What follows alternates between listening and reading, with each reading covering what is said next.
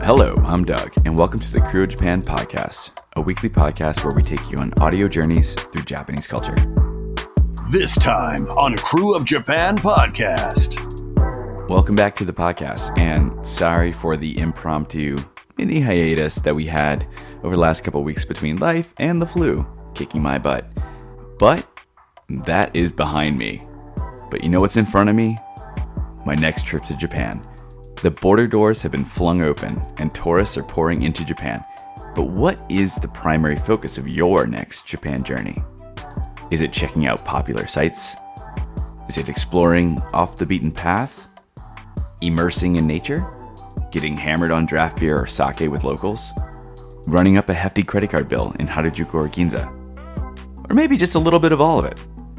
Regardless of your focus, there will be one aspect of Japan that will permeate any kind of trip when you go. And I'm talking about food. Japanese food is a huge draw for tourists. So today, we brought in our special guest Shinichi of the popular YouTube channel TabiEats to talk about food-centric travel around Japan.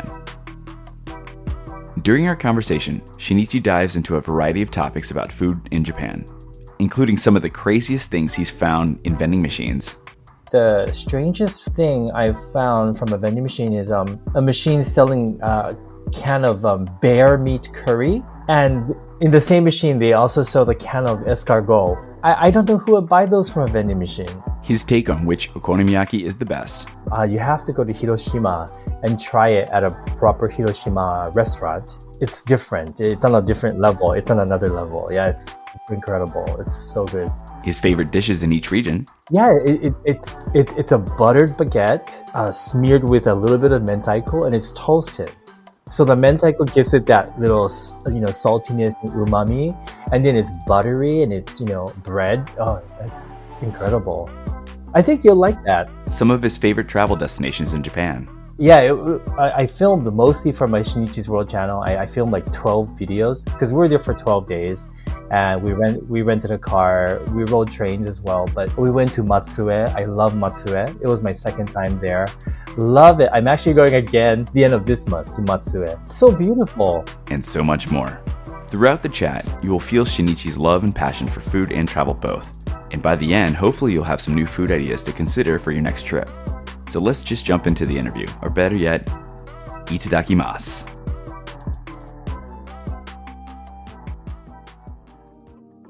All right, welcome back to the podcast. And today I have a very special guest with us. We have a YouTube celebrity, Shinichi of TabiEats, a very popular Japanese food and travel YouTube channel.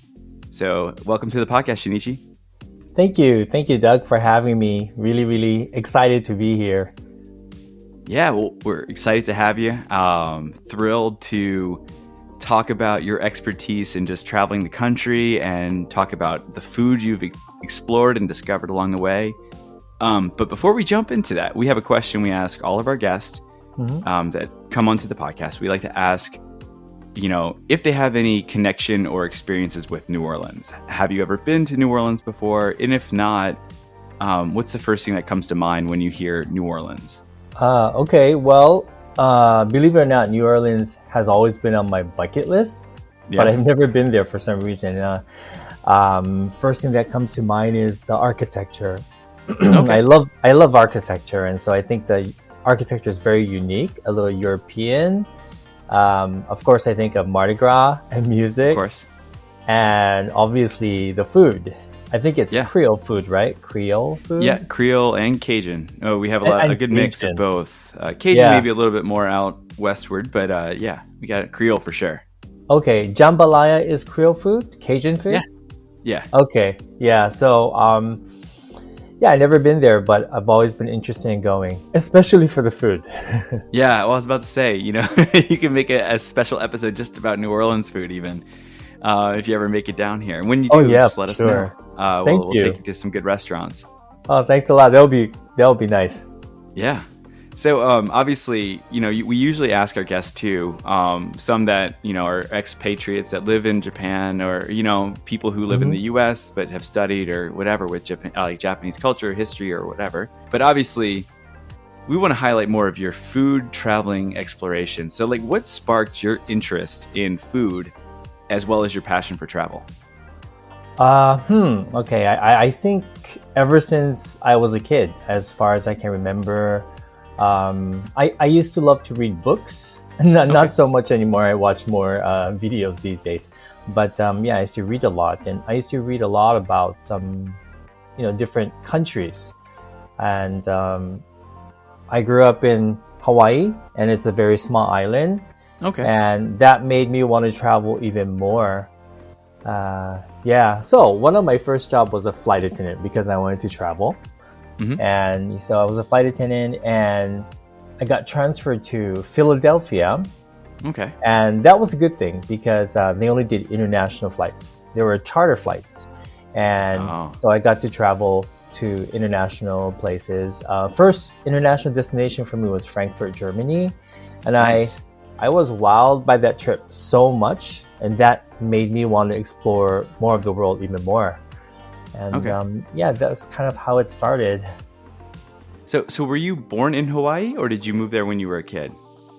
I moved there when I was a kid. I was born here in Tokyo, and I moved there when I was 5 years old. Okay, gotcha. So you grew up there, and then after doing flight attendant stuff, then at what point did you move back to Japan?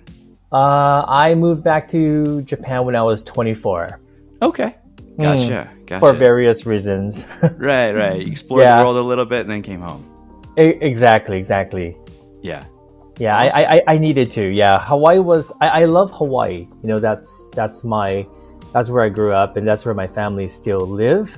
But at that point in my life, I just thought that I needed to travel, and I needed to, get off the island.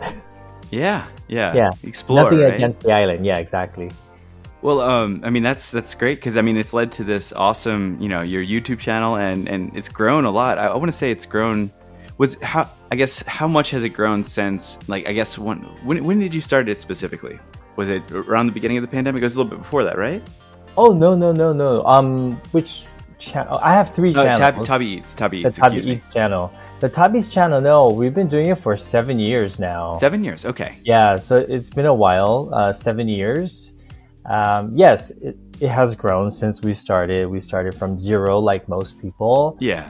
Of course, we want to get more. we want to get bigger, but yeah, we're happy. We're happy with where we are at the moment. So what prompted you to consider creating content that focuses on travel and food hunting and sharing it with the world? Obviously, traveling a little bit, probably, seeing all this stuff. But what made you say, hey, this would make a really good video to show these explorations and show these things off to the world? Right. Well, I don't think I can think of anything else that I love more than food and travel.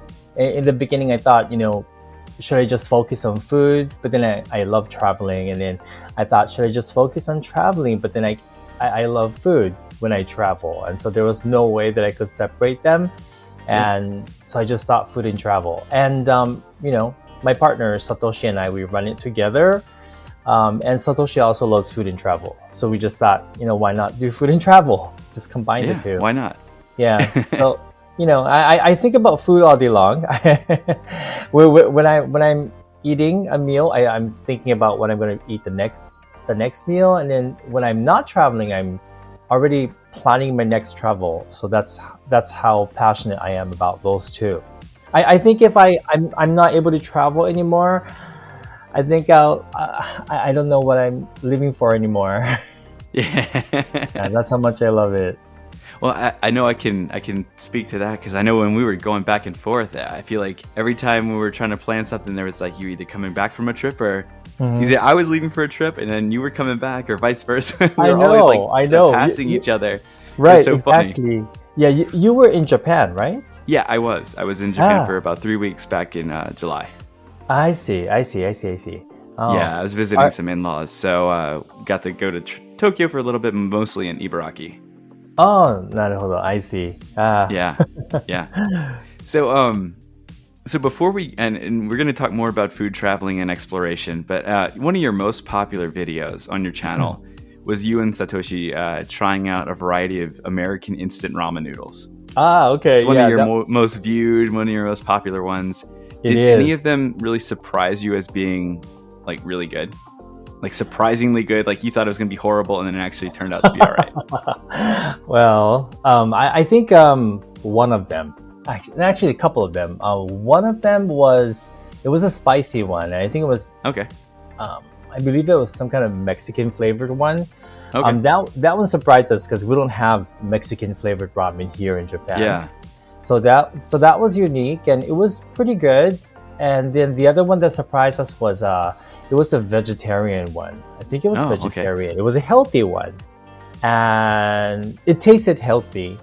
We don't have healthy instant ramen here in Japan. It doesn't exist. And so that was interesting. None of them were like super delicious, but those two stood out, and those two were okay. The thing that surprised us is that the comments that people wrote. A lot of people wrote that we should add less water than instructed, which is not something we do here. And then another comment was that we got a lot of was you should add cheese, you should add sriracha sauce. And that was interesting because here in Japan, you usually don't add anything to like just the hot water and whatever noodle. Comes with it, right? Exactly. You'll ruin the taste, I think, if you add something to it. So that was unique for us and interesting. Okay. So have you ever seen, and I gotta have one of them right here with me, cup noodle pumpkin spice flavor? Oh my gosh. Okay, I definitely want to try it. A little scared, but then I love pumpkin spice. Have you tried that? For even more satisfying pumpkin spice experience, try topping it with whipped cream after microwaving. Whipped cream? Yeah, so it's like ramen with pumpkin spice and whipped cream. I don't know. It's still unopened. I bought this. I don't even remember. I think it was at Walmart. I just happened to see it, and I just like. I don't even know if I'm gonna try it. I just wanted to buy it for like the novelty sake. Yeah, right. It sounds like dessert. It doesn't sound like a savory meal. Yeah. Okay. I know. You have to let me know how it was. One day, I think I'm gonna try my way onto a like food review like video, and whenever I do, I'll let you know. Okay, I'll film it and I'll send it to you. Oh my gosh, I'm so curious now. I think every time I go to try it, like we just don't have whipped cream, and I'm like, okay, I can't try it without the whipped cream. Oh my gosh! For even more satisfying experience, I have to have. Oh my gosh, I'm trying to imagine what ramen would taste like with whipped cream now. I know, right? I don't even know. I just can't fathom what it would be. We did have instant fried noodle apple pie flavor here in Japan. Oh, what? Yeah, apple pie flavor. And was it kind of cinnamony too, or was it just the apple, like kind of? It was just the apple. Just apple flavor? Apple. Yeah, because here in Japan, they don't really like to add cinnamon because cinnamon is an iffy spice here in Japan. So so for the longest time, at Starbucks, we didn't have the pumpkin spice latte here. I think it just started popping up recently, right? Yeah, exactly. Like Satoshi hates cinnamon, anything with cinnamon in it, and I love cinnamon. So. That's it. You grew up in Hawaii, right? Yeah, exactly. You got that American part of this invaded your taste buds. Yes, it is. So when I find pumpkin pie with no cinnamon, I become very disappointed. So I actually sometimes carry my own bottle of cinnamon during the fall months. I do. That's funny. I put it in everything.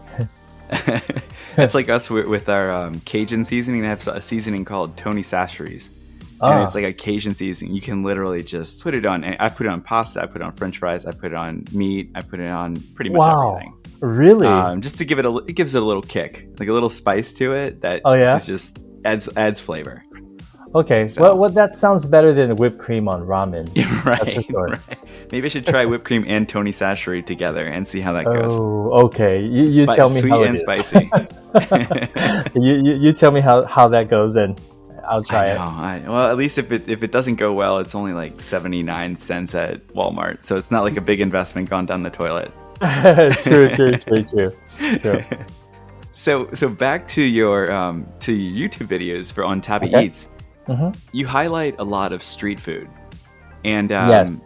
in Japan definitely has a lot of great street food, at festivals and at, just even like I used to live in a town in Fukushima Prefecture called Iwaki. And they would always have like the yaki-imo, like the fried potato cart, like along the street yes. sometimes. And like the little guy singing into the microphone to come get your potatoes. Oh, yeah. And it's kind of like a fall thing. Like you would smell it coming home from work or whatever. What do you consider some of your favorite street foods that you can find not only just in Tokyo, but maybe in Japan in general? Okay, so I gotta say, wherever I go, and if I see it being sold, as street food or takeout, I have a hard time resisting korokke. Korokke, oh yeah. Yeah, you know what korokke is, right? Yeah, oh yeah, I do. It's that deep fried patty, with meat and Potato, right? Potato and whatever. I love it so much. And they taste different, depending on who makes it. I probably love it so much because my mom used to make a lot of it, so we used to have korokke all the time. But I love korokke. That's my favorite. Period. Okay. Yeah, I also like dango, mitarashi dango. Do you know mitarashi dango? No, I know dango. I don't know what mitarashi is. Okay, so what is it? So mitarashi is a sauce. It's a sweet soy sauce. Okay. And it has umami. I think they add mirin to it as well. A lot of foreigners, when they first try it, when they first come here, they don't particularly love it. Some like it immediately, but a lot of people don't like it just because it's sweet and a little savory at the same time. Okay. Yeah, but it's good. It's good. You should try it next time. Yeah, it's on the list next time next time I'm in Japan. I might look for mitarashi. Mitarashi, right? Dango. Mitarashi. Yes. Okay. Anything else street food wise, or those are the big two? Those are my favorite too. I like takoyaki too, but I don't consider that street food for me because it's so hot. I can't eat it quickly, and then I have to sit down to eat it. So for me, street food has to be something on a stick, or something you can eat while you're standing and walking.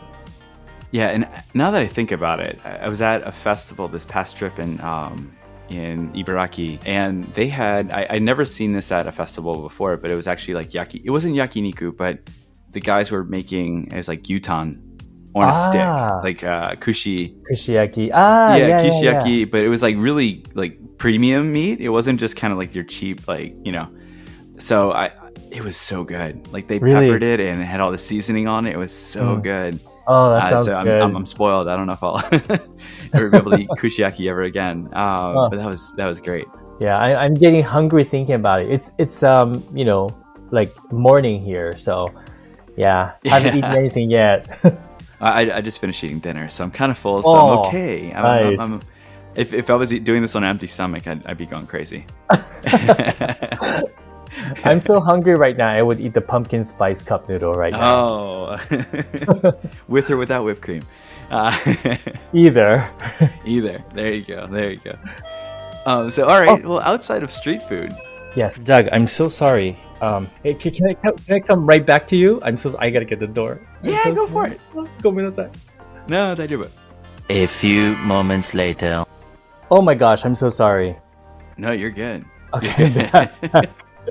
Like I was saying, our guest for that, we had an episode on City Pop. We interviewed Yu Hayami. Wow, really? Oh, you know her? I don't know her personally, but I know her. But you know of her? Yeah, she she's grew up in from Hawaii too. That's actually funny. I didn't know that you grew up in Hawaii, and I was like, oh, it's like 2 interviews in a row where we've had. Yeah, exactly. And we're born in the same year as well. Oh, really? Yeah. Okay. Interesting. That's so funny. And that was we were interviewing her, and in the middle, she had a delivery come and did the same thing. Yeah. It was funny. It's like, why now? It's like, yeah. Right. Oh my god. No, it's all good. Don't worry about it. We love it. This brings it's a real feel, podcasting remotely and doing this, real life happens. So, outside of street food, in Tokyo, your options really aren't limited to one thing or another. There's a lot of options. I mean, you can get pretty much anything in Tokyo. So Yeah. when you're making your episodes about dining experiences or food experiences in Tokyo, how do you decide what to film and where to go and what to feature? Okay, well, I have a list and it just keeps getting Okay. longer and longer. And Right. yeah, so these are places I want to feature on the channel one day. And I'm always adding to it. So that's no problem. But, because YouTube has an algorithm, Yeah. we have to think about, different things like, will our viewers actually find it interesting? Do they want to watch it? Because if they don't watch it, then, it almost doesn't make sense to make the video, right? Yeah. And so a lot of things to think about. And then, but looking for places to eat, that's not a huge problem. It's deciding where. Yeah. Which place we want to, and where we think people would want to go and see. Sure. Yeah. Like kind of a novelty or something different or unique. Exactly. But at the same time, if the place, if it looks good, it's Instagrammable, but if it doesn't taste good, then we usually don't feature it on the video. So, because we don't want to feature something that we don't like, because it's not great for that business, and also doesn't make sense to our viewers, although a lot of our viewers would watch it for entertainment purposes. But I don't know, it just doesn't feel good cutting a place down, I guess, talking bad about it. It's not all press is good press, right? It's sometimes better just to not say something than Exactly. Karma can come back, you never want to do that. Exactly. Yeah, and there's so many places to highlight anyway, right, good places. Right. And I find that's a big issue when I would go back and visit. Obviously, this past year when we went, I didn't have a chance to really go and do a lot of things in Tokyo just because it was kind of in the height of the COVID peak spike, back in July. So I only got to go down to Tokyo maybe like once or twice. Okay. But I always find it's hard to find something good to eat because there's so many options. I can't decide where to go and end up defaulting to like some izakaya I've been to before or something. Oh yeah, that's my problem too. Yeah, I'm pretty indecisive, and if somewhere that serves good food, you've been there before, right? You keep going back again. But you rather go for it's a guaranteed good experience versus something that you don't know. Exactly. Yeah, exactly. But but for us, that's not a good thing because we always have to, try new places to discover. Sure. Yeah. So. Yeah, it's exciting though. I need to be more adventurous next time I go over there. You should. Yeah, you should. So another thing that you featured on your channel are vending machines in Japan. And the variety of things that you could find in a vending machine, food-wise or drink-wise or just anything really. Doesn't have to be edible. But we'll focus on, for the sake of food and beverages on this podcast episode, on those. So what are some food items that you found in vending machines that kind of shocked you the most? And where was that vending machine located? Okay, food-wise, right? Sure. And we could do beverage too. I know they have some... then you got your standard drinks, but I know there's some weird ones out there too. Yeah, exactly. Yeah, I found odd is that they had ramen soup in a can. So that was interesting to me. And I used to think, why would someone want to just drink hot ramen soup? But Satoshi, being a ramen lover, he says that's the best part of the ramen. So I guess that makes sense, and I guess it just depends, right? What type of ramen though? Is it I'm a miso chashu guy. That's like miso chashu. Miso tonkotsu. Tonkotsu. That's where I prefer to go. A little bit of garlicky flavor and the heftier broth, not so much like shio or shoyu. Oh, I see. I like all of them. Yeah. I do. But I do love miso tonkotsu. Yeah. And the best one, in my opinion, is in Shinjuku. Okay. For miso tonkotsu. Yeah. All right. Good to know. But so vending machines. So that was interesting. First time I found oden in a can in a vending machine. That was interesting to me. I found that in Akihabara, but I also found later on that you can find them in some other places, but difficult to find.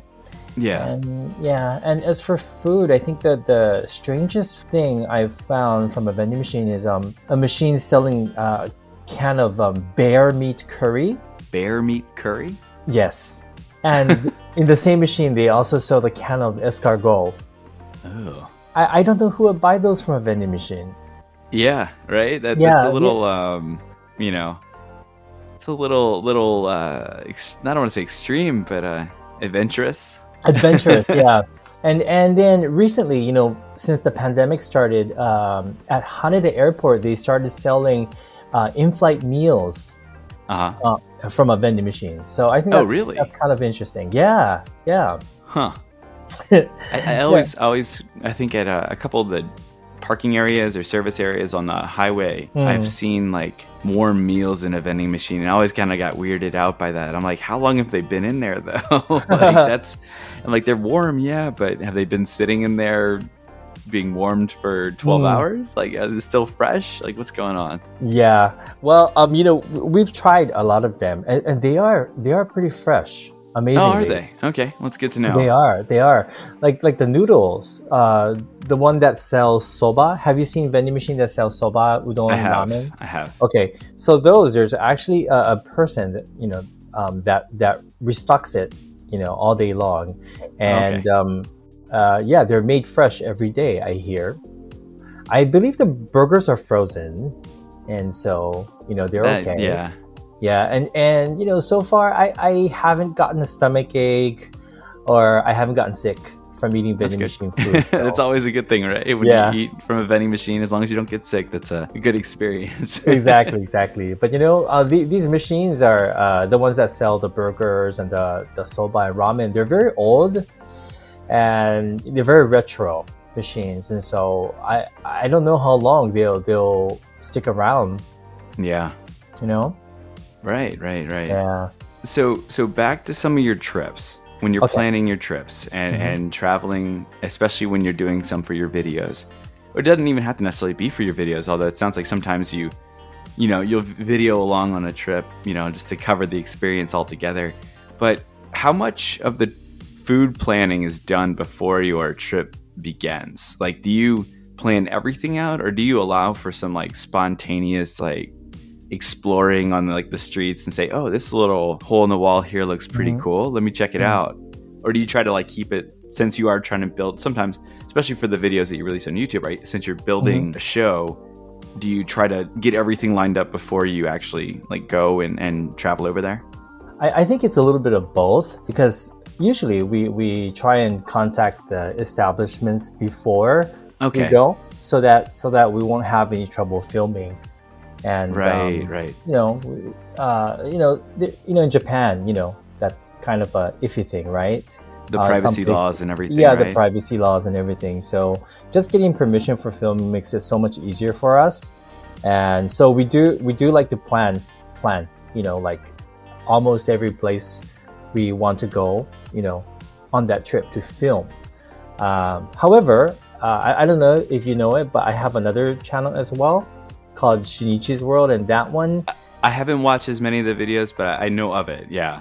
Okay, so that one's also food and travel, but less edited. It's more raw.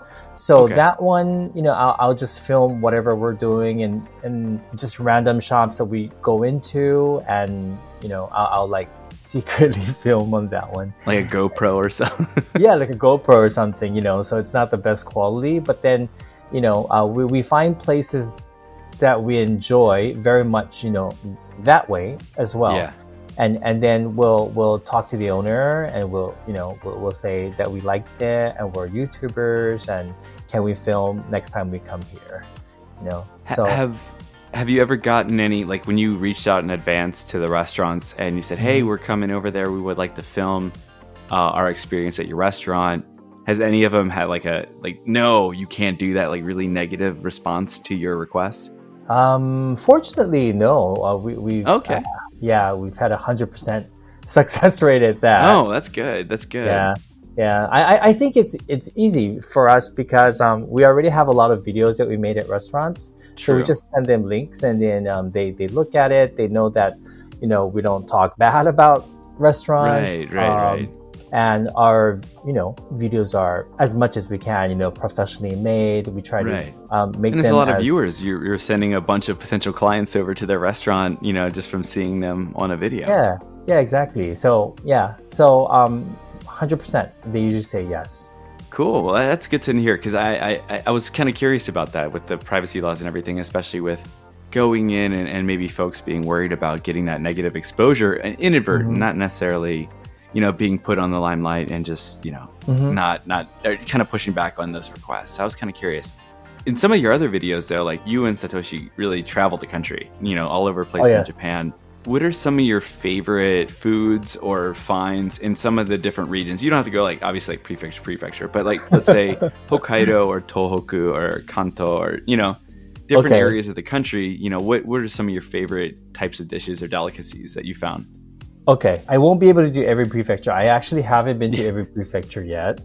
But that's my goal. All right. But Hokkaido, it would be the miso ramen from a shop called Sumire. Oh, okay. It's amazing. Before going here, I never liked miso ramen. I thought miso ramen was boring. I thought it tasted like miso soup. And then I went to this shop called Sumire with Satoshi. He's like, you got to try this. If you try this, you'll fall in love with miso ramen. I did. Where in Hokkaido is this? It's in Sapporo. Okay. Sapporo. Yeah, Sapporo. I don't know the exact place. Sure, but, yeah, that's fine. That's fine. It's in Sapporo, yeah. But it was amazing. That changed my life. It's life changing. Wow. You gotta try it if you like miso ramen. And then the Tohoku region, my favorite food is something called zunda mochi. Have you heard of it? Zunda. I think I have, and if I've seen it, if I see it, I know. Okay. But I'm pretty sure I know what you're talking about. Yeah, zunda is soybeans. Okay. It's edamame, basically. Yeah. And so it's mashed up edamame, and you eat it with mochi. So that's zunda mochi. That's good. And then chubu, so like Nagoya. My favorite food would be miso nikomi udon. Oh, Yeah. okay. Yeah, Nagoya uses a lot of their hacho miso, which is like a red miso, and they even eat it with udon as well. But it's delicious. It's so good.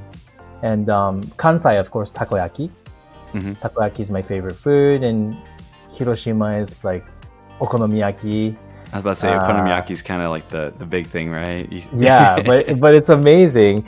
I dare say I prefer their okonomiyaki to Osaka's. Really? Yeah, but my friends in Osaka will be mad if they heard me say that. I think you're the first person I've heard that said they prefer Hiroshima okonomiyaki too. Is that right? Yeah, Oh, no. yeah. Most people say like it's either that one. I mean, I like Hiroshima okonomiyaki. It's kind of, for me, it has like a festival feel to it, because you always see those booths at festivals. Oh yeah, and I always would get it. That's where I would usually have it. I don't think I haven't ordered at a restaurant before. Oh, if we went to an okonomiyaki restaurant, it usually was kind of the more traditional. Okay. Oh no, you have to go to Hiroshima and try it at a proper Hiroshima restaurant. It's different. It's on a different level. It's on another level. Yeah. It's incredible. It's so good. In Okinawa, I love Okinawa as well. Okinawa, my favorite food is something called pork tamago onigiri. It's really good. I don't know if you'll find this gross, but it's basically spam. Because spam is a thing in Okinawa. So it's fried spam, and it's a tamagoyaki, and it's rice wrapped in nori. But it looks more like a sandwich than an onigiri, but they call it onigiri, and that's an Okinawan thing. But you gotta try it. Yeah. And then Kanto, Tokyo, for example, I think my favorite would be nigiri sushi. That's edomae sushi, so it's Tokyo style sushi, nigiri. Okay. I think, nigiri sushi in Tokyo is the best. Yeah. Yeah. That was And have you ever been to Shikoku before? Shikoku, yes, I have. Udon, definitely udon. Yeah. Oh yeah, the udon. Another I was level. gonna say Another level. they had a restaurant near when I did study abroad back in Tokyo about 15 years ago. Oh no, longer than that, almost 20. Oh my god, so a long time ago. I know time They had flies. a Tokushima style restaurant right by my dorm, and I would go there at least twice a week. You know, after Really? going out with friends and drinking, they had like really good ramen. They had this. I swear their donburi was out of this world. I don't know what they did to it to make it so good. I could never find anything that tasted as good as theirs. Really? Donburi? Yeah, I don't know if it was the egg and just the way they cooked their meat, but it was so good. Okay, I'm getting really hungry now. I think I'm gonna have a donburi for lunch today. Yeah, that sounds good. After the call, I'll have to send some of these Tokyo places to you so you can check them out. Yes, please. Yes, please. Yeah, I have some stuff that I used to frequent when I was a student there, and I still, every time I go, I try to check them out. But what about Kyushu? I've only Kyushu. been to Fukuoka, but have you traveled around Kyushu? Not that much. I've been to Fukuoka, Mhm. Nagasaki, Sasebo. I think that's it for Kyushu. Yeah. Okay. But my favorite food in Nagasaki, for example, is Nagasaki champon. Okay. It's Yeah. good. It's really good. It's another noodle dish. Obviously, I love noodles, but it's completely different from ramen, and you gotta eat it in Nagasaki. I tried Nagasaki champon here in Tokyo. It's not the same. It's like, is this? You gotta go to the champon? source. It's not champon. Yeah, you gotta go to the source, and there's almost every noodle shop serves champon. So and it's different in every shop. It's kind of like their ramen. Sasebo is their burger. Sasebo burger. Have you heard of that? I have heard of that. Yeah. It's incredible. It's incredible. I thought it was overhyped, and I had a Sasebo burger in Tokyo a long time ago. It wasn't that great. So I went there. I had a Sasebo burger. And I was like, wait a minute, why is this so good? This is like so good. Yeah. So that's good. And then in Fukuoka, I haven't really discovered much of their food scene yet. I have yet to. But one thing I love that I tried there was mentaiko baguette. Oh, what? Yeah. Really? Do you like mentaiko? No. No. Okay. No. But it's good on the baguette. It's That's just interesting. I never even would have thought it would go on a baguette. It's a buttered baguette smeared with a little bit of mentaiko, and it's toasted. So the mentaiko gives it that little saltiness and umami, and then it's buttery and it's bread. Oh, that's incredible. I think you'll like that. Okay. Yeah. Well, I'll have to look into it. I haven't. I would love to get back down to Kyushu. The Kyushu's have been an area I would love to. I haven't had a chance. I've only been there once, and it was for a very short trip. So next time I have the opportunity to go there, I really want to explore and spend some time there. Yes, please do. And please visit Nagasaki if you have a chance. Yeah, and that's it's a I mean, beautiful Nagasaki and they're like the opposite ends of Kyushu, right? It's Yeah. like Fukuoka is like where you enter, and Nagasaki's kind of like the diagonal, like endpoint, like opposite, yes. right? Yeah, exactly. Yeah, and there's like Beppu I want to check out. I hear Beppu really cool. Oh yeah, Beppu's cool too. Yeah. Beppu's nice. So it's just so many places. So speaking of like favorite places or places that you want to travel, what would you say in Japan are your top 3 favorite travel destinations? Okay, so Okinawa. I'm actually going again this Monday, but I love Okinawa, so that's number 1. And Kyoto. I love Kyoto too. And the San-in region. Do you know the San-in region? San-in region. Yeah. Where I've heard of it. Is that It's like northern part, north of Hiroshima.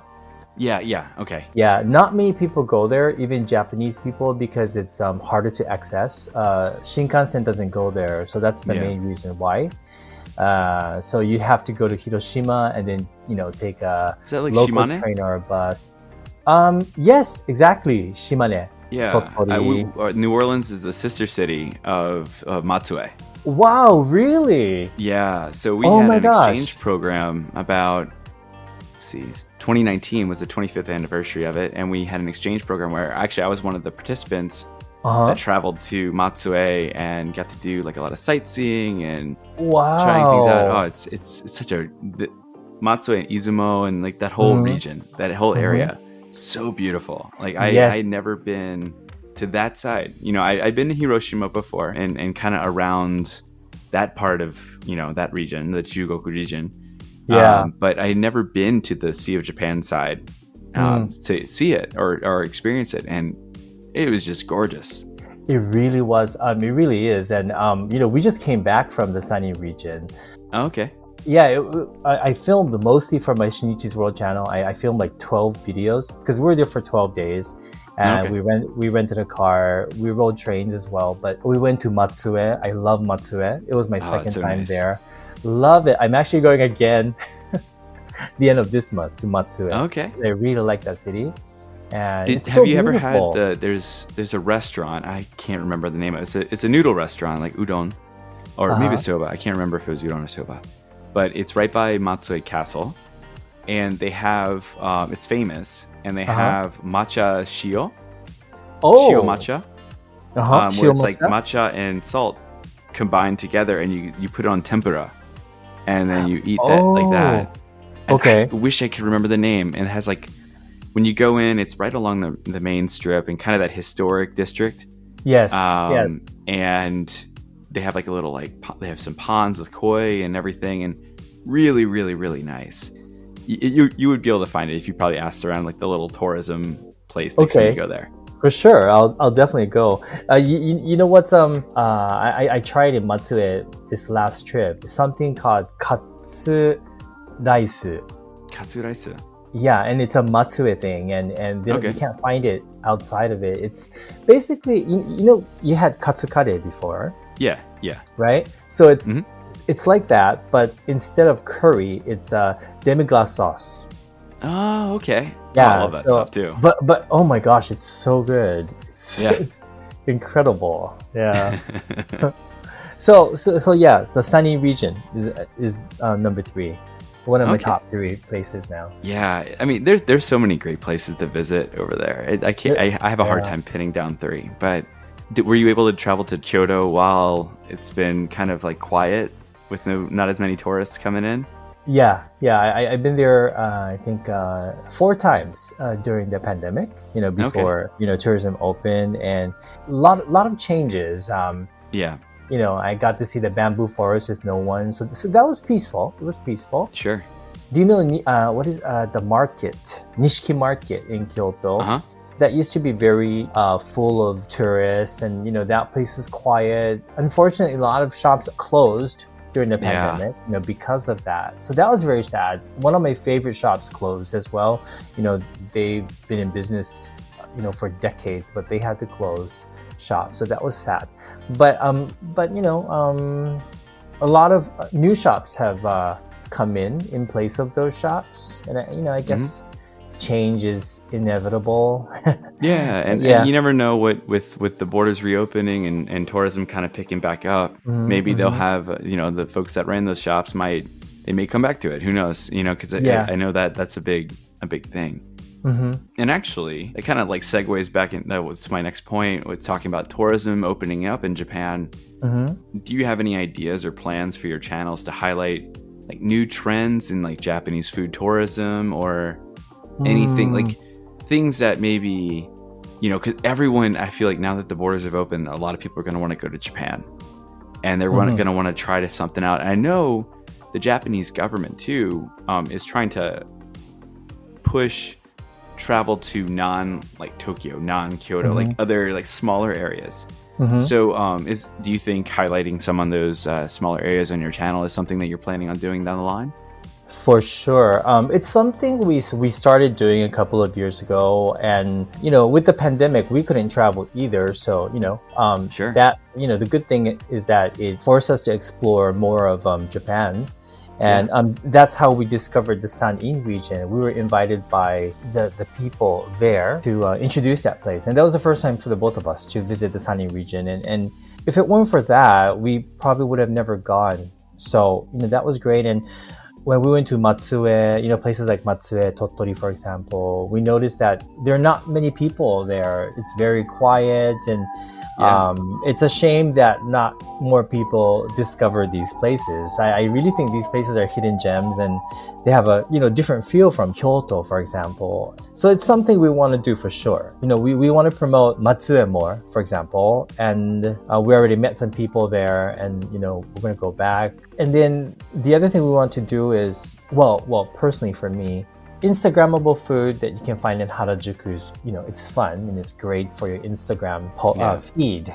But for me, like I want people to take time to learn more about how the food is made here in Japan, different parts of Japan. Like, for example, it's something as simple as like the tsukemono or pickles in Kyoto. They taste different from the pickles in Yamagata, and it's because of the way they're made. Yamagata, it's more like a preservation method, whereas Kyoto, it's more of it's a fermentation.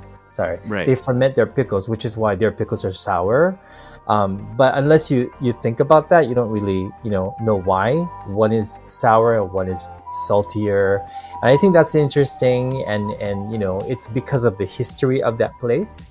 So I think thinking about those things make traveling more interesting, makes you appreciate the food in Japan. As a food lover, I think that's important. And it helps you enjoy the food more. It helps you learn more about the place through food. Yeah, I was about to say, like, when you learn about not just eating the food, but like what goes into it, where the food comes from, like they outsource, they grow all the vegetables, or they grow all the rice right here in this little town, and you get to feel, and you get the love and passion that's put into exactly the exactly pride, yeah, exactly. I've definitely seen that in a lot of places. They really take pride in saying these ingredients are from like for me it was like Fukushima, or like that's a lot of people are very proud. Like the rice from Fukushima made the sake, or things like that. Yes. So yeah, I mean, it's really cool. It's a way to connect to the communities there in a different way. Yeah. So I want more people to experience that part of Japan, I think. That's great. Yeah. I can't wait to check out some of those videos when they come out. Awesome. So again, with the borders reopening, I mean, what advice do you have for maybe first-time travelers to Japan who might be overwhelmed with destinations and food options to choose from? They have a 7-day trip. Where do I go? Where do I start? What advice do you have for those travelers? Okay, well, first of all, I think 7 days is too short. I agree. That's for sure. But if you only have 7 days, I think first thing you have to ask yourself is what you want to experience in Japan. What are your priorities? Is it shopping? Is it food? Is it temples and shrines? Or nightlife? I think it's different for each person. And then I think once you figure that out, then it's easier to decide on what city to visit. I don't think you should visit 4 or 5 cities during a 1-week holiday. I think I don't think you can really experience Japan that way. It's kind of like going to Europe and spending 1 day in Paris, just going to the Eiffel Tower, but not experiencing the local culture. So I never suggest that. And if they only have a week and they just want to experience everything, I usually suggest Tokyo, because I think Tokyo, it's a very big city and made up of different areas. You can enjoy more like shitamachi, downtown, more old school Japan. At Tokyo, you can experience you can do a lot of shopping. You can eat, food from different regions here in Tokyo as well. And Tokyo's close enough to, other places like Kamakura, for example, which is like mini Kyoto. So they can experience, some temples and shrines as well. So yeah, if they have a week and they don't know, I usually suggest Tokyo. Yeah. It's a safe option, right? There's plenty of things to do in Tokyo. Right. Definitely if it's your first time. Time. Yeah, it's a good introduction to Japan, I think. All right. Well, that kind of like brings us to the end of our my quote unquote interview questions. I mean, again, I try not to treat these podcast episodes as interviews. It's more just a conversation, a fun time. But I do want to give you an opportunity to, share anything that you want to bring attention to, such as your YouTube channel, your your social media, anything that you want to spotlight. Obviously, we mentioned TabiEats is your channel where you and Satoshi feature your videos, and then your Shinichi's World, which is more of the kind of like raw and But I want to allow you the opportunity to kind of like pitch all your stuff and let people know what they can find on your channels and your social media. Okay, well, TabiEats, the main channel, it focuses on food and travel, nothing else. So if you like food and travel, I think that's the place to go. And then Shinichi's World is more personal, and I talk about all sorts of things, including personal things. So, some people like that more. I also have a third channel. And it's called I Will Always Travel for Food. Very long original name, and of course it's about food and travel, but I don't show my face and there's no talking. It's just text and visuals, and it seems like some people prefer that, and I enjoy making those videos as well. And you can follow me on Instagram at SMINE27, where I have updates and I post very often there of what I'm doing. You're a great follow. We see you posting all the time. So thank you. Some great pictures of food. Oh, it makes me hungry because I usually see them while I'm working. I shouldn't say that out loud. Well, my boss might listen, but but if I can, great follow. Great. Do you have any other any big projects that you're working on right now that you wanted to kind of hint at or tease? Big projects. Unfortunately, I don't have any big projects at the moment. We are going to Okinawa again next month to film, and this time we're going to try and go outside of Naha to other lesser known regions of Okinawa, to showcase those places. Great. And I think in December we're going to be going to Kyushu to film some videos as well. And early next year, we're planning to go to Europe. It's not Japan, but we're actually planning to go to Europe to film. Cool. Yeah, but we'll see how that goes. Nice. Well, looking forward to all of that, and the eventual video of you traveling to New Orleans, right? Oh yes, yeah, that too, exactly, that too. All right. Well, thank you so much. This is a lot of fun. I always love talking about travel. I love talking about food. I love talking about Japan. So throw it all together, and it's a great conversation. So thank you so much for joining us today, and I think our listeners are going to love it. Thank you so much, Doug. It was really fun. I had a good time. Thank you. All right, me too. All right, thanks. And that's it for this week's episode. Thank you so much for tuning into the Krewe of Japan podcast. Before wrapping things up, I wanted to circle back to a couple things I mentioned during the episode. One being that Matsue restaurant that I couldn't remember the name for. It's called Yakumoan. Yakumoan. Also, that Tokushima restaurant in Tokyo with the killer donburi, that spot is called Udatsu Shokudo. Udatsu Shokudo. Now, I want to give a massive thank you to today's incredible guest, Shinichi of TabiEats YouTube channel fame. It was so much fun to sit down with him and just geek out about food and travel around Japan. If you haven't checked out TabiEats before on YouTube, I highly recommend you checking it out. If you have a passion for travel, love for food, or just like to learn about different cuisines around Japan, you won't regret it. While you're perusing YouTube, check out Shinichi's other channels, Shinichi's World and I Will Always Travel for Food. What's your favorite dish in Japan? Have you ever tried cuisine that was unique to a certain area? Share with us on Instagram, Facebook, Twitter, and TikTok at Krewe of Japan Podcast. That's Twitter, KREWEOFJAPAN, Instagram, KREWEOFJAPAN, Facebook, just search Krewe of Japan Podcast, and TikTok is the same as Instagram. Also, we have started dropping back catalog episodes on YouTube, so check us out on our YouTube channel if you want to catch up there, Krewe of Japan Podcast. While you're there, give us a shout, give us a follow, give us a like, give us a comment, give us a retweet, give us a share, whatever you want to do. Let us know how you're enjoying the podcast. Or perhaps maybe you prefer to provide your feedback in a more private setting, or have a recommendation for a future episode. Send us an email at kreweofjapanpodcast@gmail.com, KREWEOFJAPANPODCAST gmail.com. But speaking of feedback, if you're enjoying this episode and what you're listening to in general on past episodes, feel free to leave us a 5-star review on your favorite podcast streaming app. Still working on those ratings, so appreciate any and all support, and we'd love to hear from you guys. One last piece of housekeeping before we end the episode. On November 16th at 5 p.m., Japan Society of New Orleans, Japan Club, APAS, and JETA Mid-South, our local JET alumni chapter, will be having yet another happy hour at Wetland Sake.